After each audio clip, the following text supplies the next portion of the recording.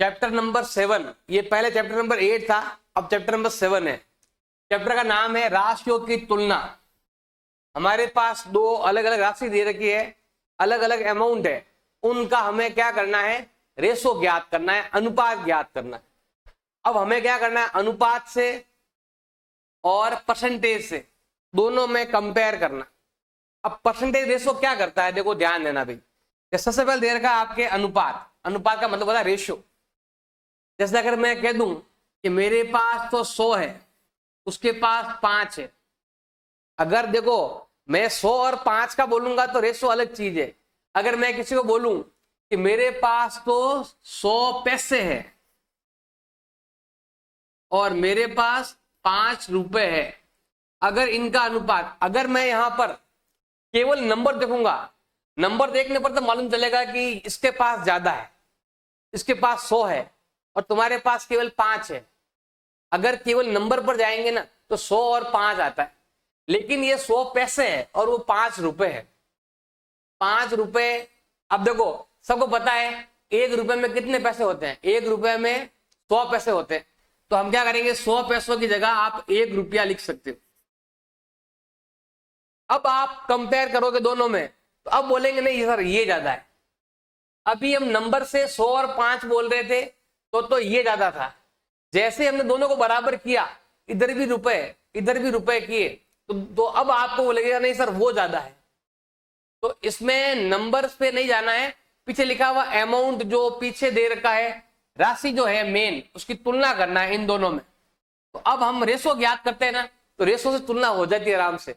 Ratio में क्या होता है कि अगर इधर रुपए तो इधर भी रुपए लाओ, इधर पैसे तो इधर भी पैसे लेके आओ, तो आप फिर रुपए से रुपए कैंसिल हो जाएगा और आएगा अनुपात ये वाला 1:5 हो जाएगा। अनुपात से आप मालूम कर सकते हो कि किसका पलड़ा भारी है, उसका पलड़ा भारी हो जाएगा। अब यही परसेंटेज में है, एक कह दे कि मेरे तो 96 नंबर आए, एक बच्चा कह रहा है मेरे 96 नंबर आए, और एक कह रहा है कि मेरे तो 400 नंबर आए। अब बताओ, एक के नंबर आए हैं 400, ये आए हैं नंबर, देखो ये भी नंबर है और ये भी नंबर है। एक लड़का बोल रहा है कि मेरे 96 नंबर आए, एक लड़का बोल रहा है कि मेरे 400 नंबर है। अगर हम यहां पर नंबरों को अगर देखेंगे तो लगेगा कि नहीं सर ये बड़ा है वैल्यू और ये वैल्यू क्या है, छोटा है। लेकिन अगर कह दे कि सर मेरे तो 100 में से 96 नंबर आए, मेरे कितने नंबर आए, 100 में से 96 आए, और ये कह दे कि सर मेरे तो 500 में से 400 आए, ये तो हमने तुलना की थी अनुपात में, रेशो में, और यहां पर तुलना कर रहे हैं हम परसेंटेज में कर रहे हैं, प्रतिशत में कर रहे हैं। तो 100 पर अगर हम परसेंटेज ज्ञात करेंगे ना, परसेंटेज ज्ञात करने क्या करना पड़ता है, 100 से गुणा करना पड़ता है, ये कट जाएगा और आएगा 96%। अगर मैं इसको 100 से गुणा करूंगा तो 0 0 कट जाएगा, 5 का भाग इसमें जाएगा 80 बार, तो कितना आएगा 80%। मतलब अब हम 96 और 400 में तुलना कर रहे थे तो वो बड़ा था, जैसे हम परसेंटेज पर आए तो आपको लगा नहीं सर ये बड़ा है। तो परसेंटेज में भी तुलना कर सकते हैं कि ये आगे है या ये आगे है, परसेंटेज में या हम अनुपात में, इन दोनों से तुलना कर सकते हैं कि कौन सा वैल्यू बड़ा है कौन सा वैल्यू छोटा है। छोटे बड़े की तुलना करने के लिए, कौन बड़ा कौन छोटा उसकी तुलना करने के लिए दो चीजें हैं, एक है अनुपात और एक है प्रतिशत। इन दोनों से तुलना कर सकते हैं कौन छोटा और कौन बड़ा है। उदाहरण नंबर 1 आपके दे रखा है, किसी विद्यालय में कक्षा 7 के लिए पिकनिक की योजना है। भाई घूमने जाना है पिकनिक पर, और कौन सी क्लास है, अभी क्लास 7, घूमने के लिए जा रहे हैं, पिकनिक घूमने के लिए जा रहे हैं। विद्यार्थियों की कुल संख्या का 60% लड़कियां हैं, 60% लड़कियां हैं, इनकी संख्या दे रखी है 18। अब देखो लड़कियां हैं 18, उनका परसेंटेज है 60, तो बताओ कुल कितना है, तो कुल हमें ज्ञात करना आना चाहिए। तो पहले हम यहां पर और क्या क्या देखेगा, पिकनिक का जो स्थान है वो विद्यालय से 55 किलोमीटर दूर है, 55 जाना है 55 आना है, और खर्चा दे रखा है 12 रुपए प्रति किलोमीटर खर्चा दे रखा है, और जलपान का और अल्पाहार का खर्चा ये दे रखा है आपको। हमें ये तीन चीजें ज्ञात करनी है। पहले लड़कियों की संख्या और लड़कों की संख्याओं का अनुपात ज्ञात करना है। दूसरा पॉइंट है, हमें पिकनिक पर जा रहे दो टीचर भी साथ में, उनका खर्चा बताओ, प्रति व्यक्ति खर्चा बताओ। फिर है, यदि उनका पहला स्टॉप 22 किलोमीटर है तो बताना है कि कुल 55 किलोमीटर की दूरी का कितना परसेंटेज है और कितनी दूरी अब शेष रह गई, ये भी हमें बताना।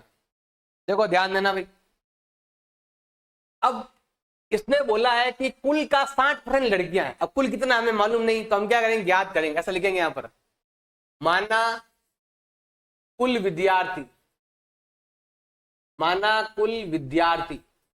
तो कुल विद्यार्थी को हमने क्या मान लिया है, एक्स मान लिया। क्या मान लिया अभी हमने, एक्स मान लिया। लड़कियां कितनी है, कुल का 60% लड़कियां हैं। तो यहां पर लिखना है हमें कुल का 60% जो क्या है, लड़कियां हैं। लड़कियां कितनी दे रखी है, 18 दे रखी है। कुल का 60% निकालेंगे तो आएगा 18 लड़कियां। कुल का 60% लड़कियां हैं और लड़कियां कितनी है, 18 है। अब कुल मतलब एक्स का मतलब इंटू 60 का 60 परसेंटेज आएगा, 100 का भाग लगेगा बराबर 18। इनको इधर भेज देंगे तो x का मान आएगा आपके 18।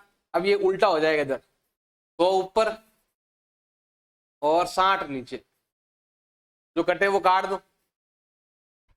अब 6 का भाग जाता है इसमें आपके 3 बार, 6 का भाग यहाँ जाता है 3 बार और 0 का 0। ये x है, x मतलब आ गया कुल छात्र या कुल विद्यार्थी आ गया, कुल विद्यार्थी। अब इसमें से लड़कियां कितनी है और लड़कियां कितनी है, देखो अनुपात निकालना है हमें। पहले लिखाएंगे लड़कियां और इसी में है लड़के। अब देखो 30 में से 18 क्या है, लड़कियां हैं। तो 30 में से 18 गए, कितने बच गए, 12। अब हमें दोनों का अनुपात ज्ञात करना है। इन दोनों में 6 का भाग जा रहा है, 6 3 18, 6 दूनी 12। तो ये अनुपात हो गया 3:2। ये हो गया दोनों का अनुपात। हमारा पहला क्वेश्चन का आंसर आ चुका है, ये वाला। दोनों का अनुपात बताना था, हमने बता दिया। आगे लिखा हुआ है 2 अध्यापक भी साथ में जा रहे हैं, तो बताना है कि प्रति व्यक्ति खर्चा क्या होने वाला है। तो देखो ध्यान देना भाई, सिंपल सा है। देखो खर्चा कितना है, पहले इस चीज पर भी आपको ध्यान रखना है। पहले लेते हैं यहां पर किलोमीटर कितना है, किलोमीटर है 55। 55 जाने का और 55 आने का, टोटल हो गया भाई आपके 110 किलोमीटर हो गया। 55 जाना है, 55 आना है, क्योंकि 55 किलोमीटर दूर है ना, इसीलिए। अब खर्चा कितना है, 12 रुपए प्रति किलोमीटर का खर्चा दे रखा है। मतलब ये है आपके परिवहन खर्चा। यहां लिख सकते हैं परिवहन व्यय, ट्रेवलिंग एक्सपेंसिव। परिवहन व्यय, ट्रेवलिंग खर्चा कितना दे रखा है, 12 रुपए प्रति किलोमीटर। 1 किलोमीटर का 12, हम इतने किलोमीटर गए, कितना हो गया, गुणा करेंगे 0, 12 एकम 12, 12 और 1 13, इतने रुपए हो गए। ये तो हो गया भाड़ा। फिर खान पान का अल्पाहार खर्चा, तो यहां पर लिखेंगे हमने किया है, बीच में अल्पाहार किया है। अल्पाहार कितना किया हमने, अल्पाहार का खर्चा है 4280। दोनों को जोड़ेंगे, ये होता है 0, इधर भी 0, 3 और 2 5 और 1 6 और ये 5, कितना हो गया अभी आपके 5600 रुपए हो गया कुल खर्चा। ये हो गया कुल खर्च। अब कुल व्यक्ति कितने हैं, कुल व्यक्ति बताने हैं, बताओ कुल व्यक्ति कितना हो गया। कुल व्यक्ति हो गए, देखो 30 तो बच्चे हैं और 2 है टीचर, तो कुल हो गए भी आपके 32। 30 तो बच्चे ये रहे और 2 है इसमें अध्यापक। अब हमें ज्ञात करना है प्रति व्यक्ति व्यय ज्ञात करना है, हमें ज्ञात करना है प्रति व्यक्ति व्यय ज्ञात करना है।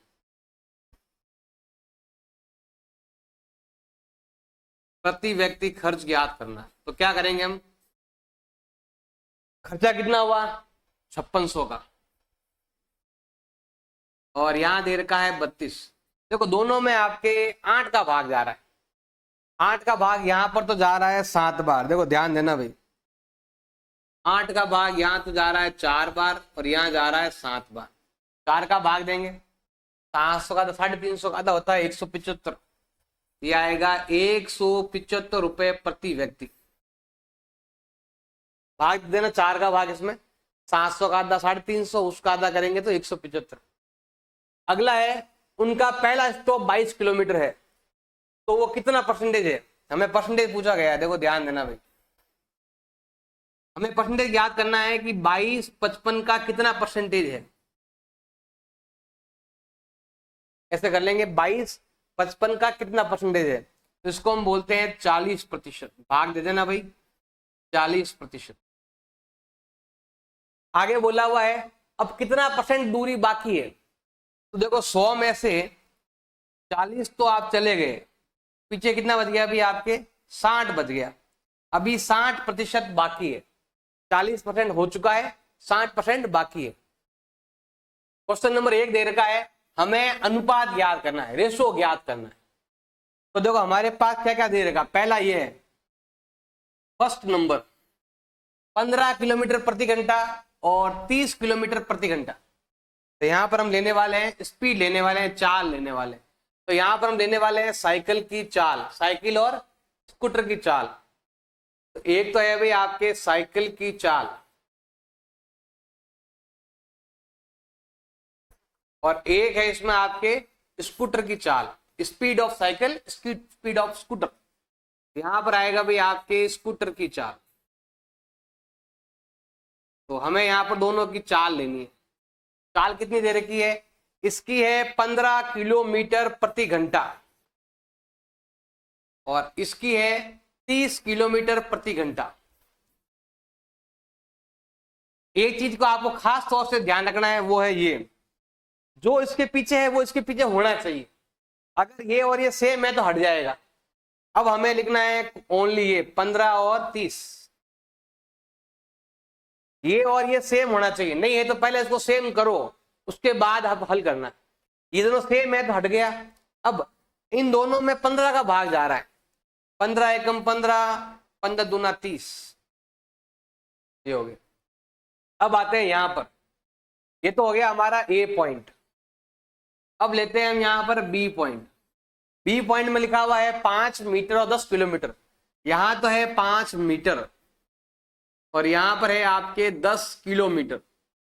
पहले इन दोनों को सही करना पड़ेगा, आप या तो दोनों मीटर में ले जाओ या दोनों किलोमीटर में ले जाओ। तो सबको पता होना चाहिए कि 1 किलोमीटर में होता है 1000 मीटर होता है। 1 में 1000 तो 10 में 10,000। तो हमें यहां पर लिखना है 5 मीटर और इधर लिखना है 1 किलोमीटर में 1000 मीटर, तो 10 किलोमीटर में आएगा आपके 10,000 मीटर, 10,000 मीटर। अब देखो अब ये और ये वैल्यू सेम हो गया, इधर भी मीटर है इधर भी मीटर है। दोनों सेम करने के बाद आगे हल करना है। ये मीटर हट गया, तो अब आएगा 5, इधर आएगा आपके 10,000। दोनों में 5 का भाग जा रहा है, 5 एकम 5, 5 दूनी 10, पीछे आपके 3 जीरो बच गए।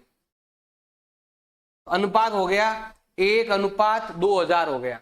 पहले ये दोनों सेम होने चाहिए, सेम होने के बाद ही हम अनुपात ज्ञात करेंगे, पहले अनुपात ज्ञात नहीं कर सकते। तो इसका ध्यान रखना। जैसे यहां पर देखो पहले से बराबर था, या बराबर नहीं था तो हमने बराबर कर दिया। अगला पॉइंट देखो हमारे पास सी पॉइंट, एक है 50 पैसा और एक है 5 रुपया। हम यहां लेते हैं 50 पैसा और एक तरफ है भाई आपके 5 रुपए।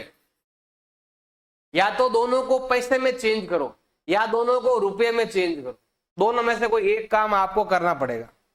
तो नियम सबको मालूम होना चाहिए कि 1 रुपये में होता है 100 पैसा। 1 रुपये में क्या होता है भाई आपके 100 पैसे होते हैं। अगर नंबर में देखेंगे ये बड़ा है ये छोटा है, लेकिन जब दोनों को बराबर करेंगे, दोनों को पैसों में चेंज करेंगे या दोनों को रुपयों में चेंज करेंगे, तब कुछ चेंज आने वाला है। तो यहां पर तो है 50 पैसा, और इधर देखो 1 रुपये में 100 पैसे, तो 5 रुपए में 500 पैसे, तो ये आएगा आपके 500 पैसे। ये पीछे वाला जो वैल्यू है ना, ये सेम होना चाहिए। अगर ये सेम है तो कट जाएगा, हट जाएगा, और अब केवल ये बचेगा 50 और 500। अगर हम इनको देखेंगे तो ये बड़ा था वैल्यू, लेकिन जैसे दोनों को पैसे में कन्वर्ट किया तो वो वैल्यू बड़ा हो गया। अब 0 0 कट जाएगा, 0 0 काट दो, 1 0 इधर से जाएगा, 1 इधर से जाएगा, दोनों में 5 का भाग जा रहा है। 5 एकम 5, 5 इंटू 10 करेंगे तो होता है आपके 50। इसमें 5 का भाग 1 बार जाएगा, उसमें 10 बार जाएगा। तो पहले हमें पीछे वाला वैल्यू सेम करना है, उसके बाद ही हमें अनुपात याद करना है। क्वेश्चन नंबर 2 आपके दे रखा है, हमें अनुपात को प्रतिशत में चेंज करना है, रेशो को परसेंटेज में चेंज करना है। हमारे पास यहाँ पर 2 पॉइंट दे रखे हैं, दोनों को हम लेते हैं। पहला हमारे पास दे रखा है 3:4, और सेकंड हमारे पास दे रखा है 2:3। हमें इसको प्रतिशत में चेंज करना है, परसेंटेज में चेंज करना है। कैसे करेंगे? देखो, जब भी आपको परसेंटेज में चेंज करना है तो हमें क्या करना है, सिंपल ध्यान रखना है, ये जो नंबर है इसको ऐसा लिखेंगे, भिन्न में लिखेंगे, ये नंबर ऊपर, ये नंबर नीचे, ऐसा लिखना है। पहले आपको अनुपात को भिन्न में लिखना आना चाहिए, तो अनुपात को भिन्न में ऐसा लिखते हैं, ये आपका अंश बनेगा और ये हर बनेगा। तो पहला काम है हमें उसको अनुपात को भिन्न में चेंज करना है। अब परसेंटेज में चेंज करने के लिए क्या करेंगे, हम 100 से गुणा करेंगे। किसी भी अनुपात को या किसी भी भिन्न को हम 100 से गुणा करते हैं तो वो परसेंटेज में चेंज हो जाएगा। देखो, 4 का भाग 100 में देंगे, वैसे यहां ऐसा कर लो, नहीं तो इसको इससे गुणा करके 4 का भाग दे दो। 4 का भाग देंगे 7 बार जाएगा, फिर 2 बचेगा तो 5 बार जाएगा, और ये हो जाएगा परसेंटेज।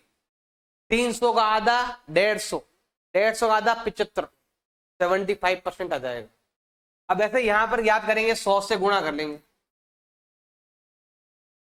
100 से गुणा करते ही परसेंटेज में आ जाएगा। अब इसको इससे गुणा करो, 200/3, 3 का भाग देंगे, 6 18, पीछे बच गए 2, यहां पर वापस से 6 18, पीछे बच गए 2 यहां लिख दो। ये वाली को तो भी चलेगा, नहीं तो आप ये भी लिख सकते हो, 66.6666666, एक ही बात है, ऐसे लिखो। आप चाहो तो पीछे वाला मिटाकर जो है ना, यहां पर 6-7% भी कर सकते हो।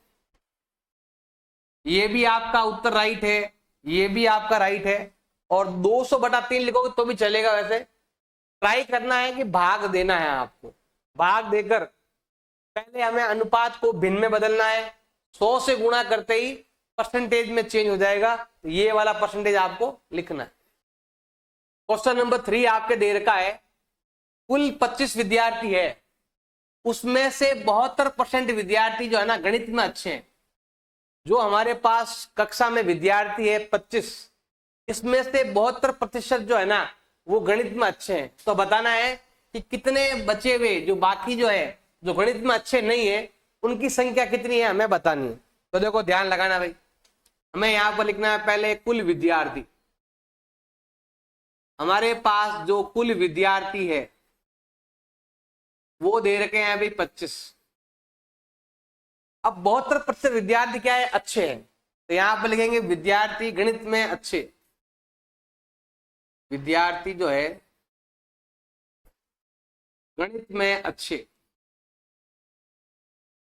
अब गणित में कितने अच्छे हैं वो बताने हमें, कितने गणित में विद्यार्थी अच्छे, 72% अच्छे, 72% अच्छे हैं। वो प्रश्न हमें ज्ञात करना पड़ेगा। तो हमें ज्ञात करना है अच्छे विद्यार्थियों की संख्या, हमें ज्ञात करना है अच्छे विद्यार्थियों की संख्या जो गुड इन मैथ। अच्छे विद्यार्थियों की संख्या हमें ज्ञात करनी। अच्छे विद्यार्थी कितने हैं? कुल का 72%। तो कुल विद्यार्थी जो है, कुल का 72% जो होता है कितना, हमें ज्ञात करना है। ज्ञात करो। कुल मतलब होता है 25, हमें लेना है 25 का 72% लेना है हमें। तो 25 का 25 का मतलब होता है गुणा करना, 72/100 करेंगे। कटे तो काट दो। देखो भाई, 25 का भाग यहां जाता है आपके 4 बार, और अगर मैं 72 में 4 का भाग दूं, भाग देने पर आएगा 18 विद्यार्थी। क्या आएगा भाई आपके?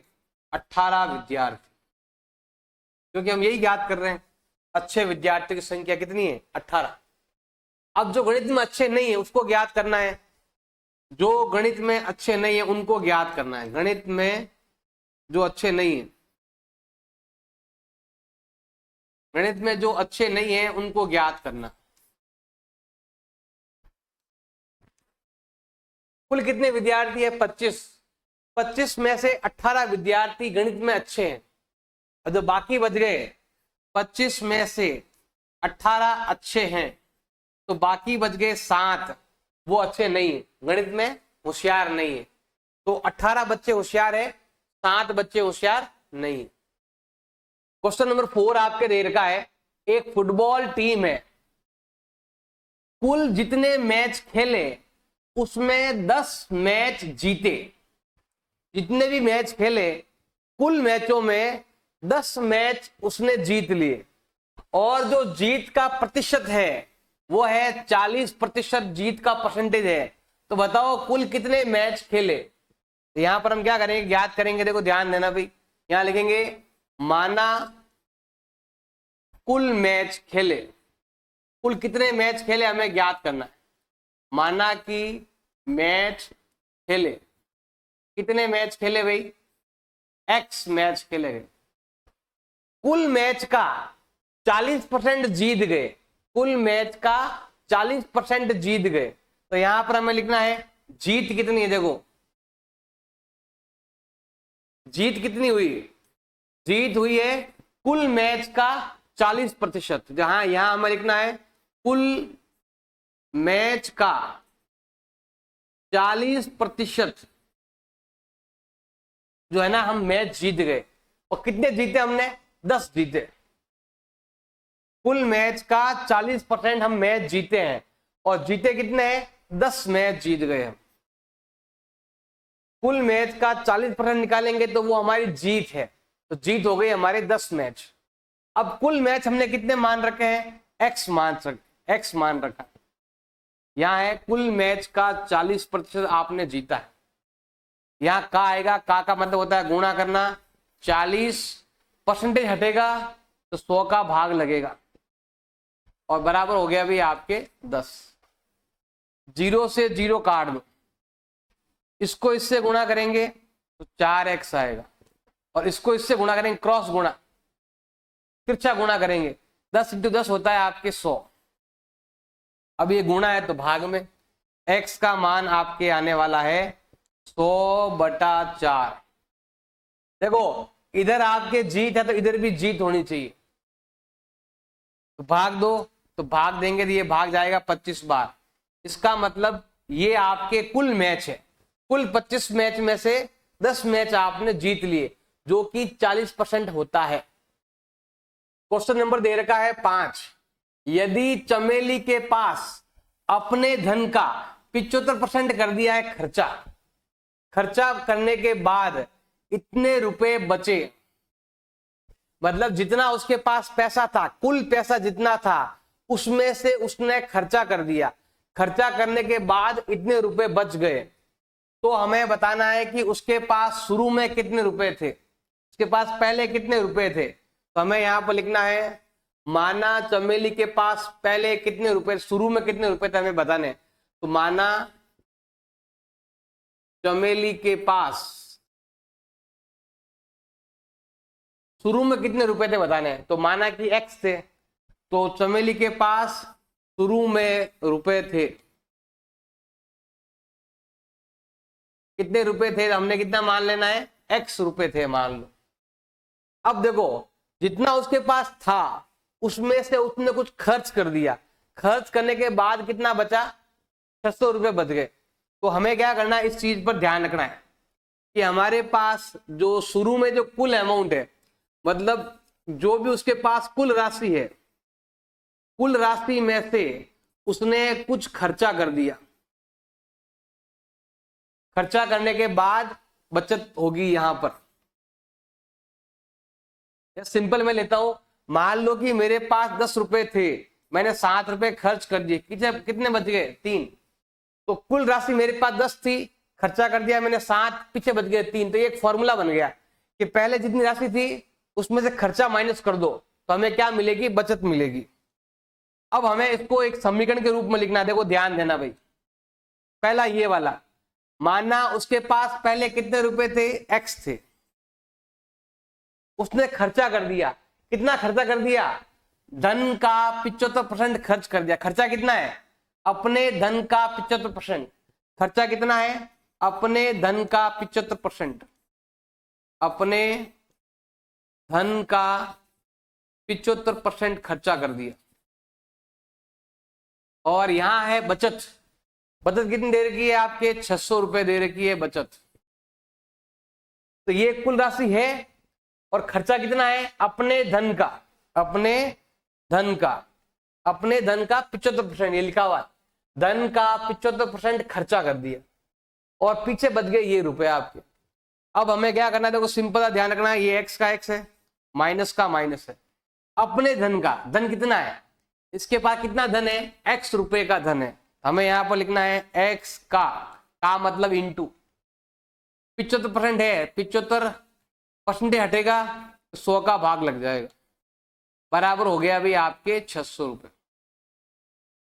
अब कटे जो काट दो, x का x, देखो इन दोनों में आपके 25 का भाग जा रहा है, इधर जा रहा है 3 बार, इधर जा रहा है 4 बार, गुणा करो, 3 एकम 3x बटा 4, इसको इससे गुणा कर लिया, 4 है ही है, बराबर हो गया अभी आपके 600।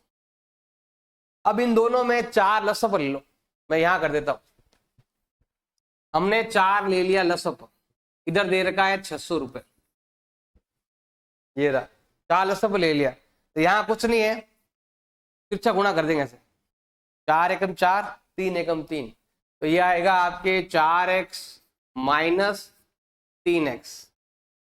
देखो 4 एकम 4 हो जाएगा यहाँ पर, और यहाँ पर 4 4 6 में तो 3 ऊपर आने वाला है आपके।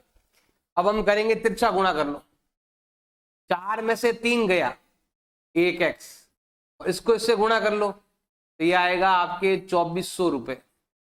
इसका मतलब उसके पास 2400 रुपए थे। क्वेश्चन नंबर 6 आपके दे रखा है, यदि किसी शहर में 60% व्यक्ति क्रिकेट को पसंद करते हैं, 60% क्रिकेट को पसंद करते हैं और 30% जो है वो फुटबॉल को पसंद करते हैं, और जो शेष बचे हुए वो अन्य खेलों को पसंद करते हैं। अलग अलग पसंद है हर एक की। अब हमें ज्ञात करना है कितने प्रतिशत व्यक्ति अन्य खेल पसंद करते हैं, अन्य खेल कितने पसंद करते हैं हमें ज्ञात करना है, उसके बाद आगे वाला पॉइंट पढ़ेंगे। तो यहां पर देखो क्रिकेट के पसंद करने वाले व्यक्ति कितने हैं, तो यहां पर देखो ऐसे व्यक्ति जो क्रिकेट को पसंद करते हैं, अब क्रिकेट को पसंद करने वाले व्यक्ति कितने हैं भाई, क्रिकेट को पसंद करने वाले हैं 40, कितना है 60% है। और फुटबॉल को पसंद करने वाले कितने हैं, तो यहां पर हम ज्ञात करेंगे फुटबॉल को पसंद करने वाले, फुटबॉल को पसंद करने वाले व्यक्तियों की संख्या आप लिख सकते हो ऐसे, वो दे रखा आपके 30%, तो टोटल हो गया भी आपके 90% हो गया। और कुल को हमेशा 100 मानते, कुल जो होता है ना वो हमेशा 100 को मानते।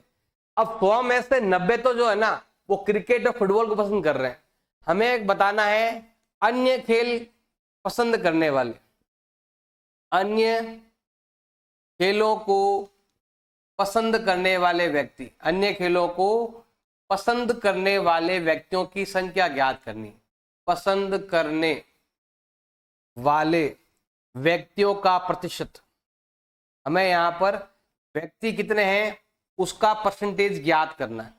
सिंपल है, कुल हमेशा 100 होता है, 100 में से 90 तो क्रिकेट और फुटबॉल को ही पसंद कर रहे हैं, तो 90 यहां पर माइनस कर देंगे तो पीछे बचेगा आपके 10% बचेगा। 100% में से 90% माइनस कर दो तो आएगा आपके 10%। अब यहां तक हमारा क्वेश्चन हो चुका है कंप्लीट। आगे है, यदि कुल व्यक्ति 50 लाख है तो प्रत्येक खेल को पसंद करने वाले व्यक्तियों की संख्या ज्ञात करो। तो हमें यहां पर लेना है, देखो शुरू करते हैं। पहले लिखते हैं यहां पर कुल व्यक्तियों की संख्या, यहां लिखेंगे कुल व्यक्ति। अब कुल व्यक्ति कितने हैं, 50 लाख है। अब हमें ज्ञात करने हैं प्रत्येक प्रकार के खेल को पसंद करने वाले व्यक्तियों की संख्या बतानी। तो यहां पर हम देखो सबसे पहले ज्ञात करते हैं क्रिकेट को पसंद करने वाले व्यक्तियों की संख्या। सबसे पहले हम लेते हैं क्रिकेट का, लेते हैं क्रिकेट को पसंद करने वाले व्यक्ति कितने हैं, तो 50 लाख का हमें कितना परसेंटेज लेना है भाई, 60% लेना है। तो हमें क्या करना है, 60% लेना है। तो ये आएगा 60/100।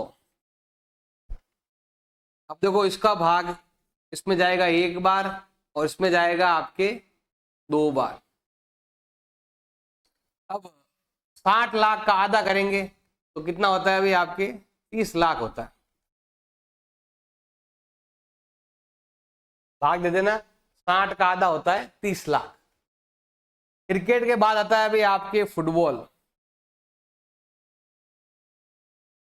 फुटबॉल को पसंद करने वाले कितने हैं, 30% है।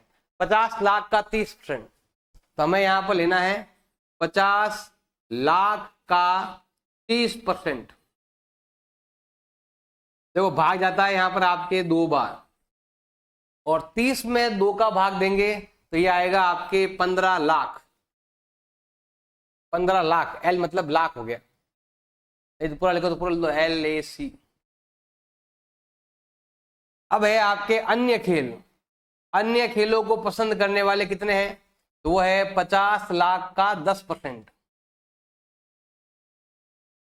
देखो 2 0 से 2 0 कैंसिल, गुणा कर लो, 5 × लाख कितना होता है अभी, 5 लाख।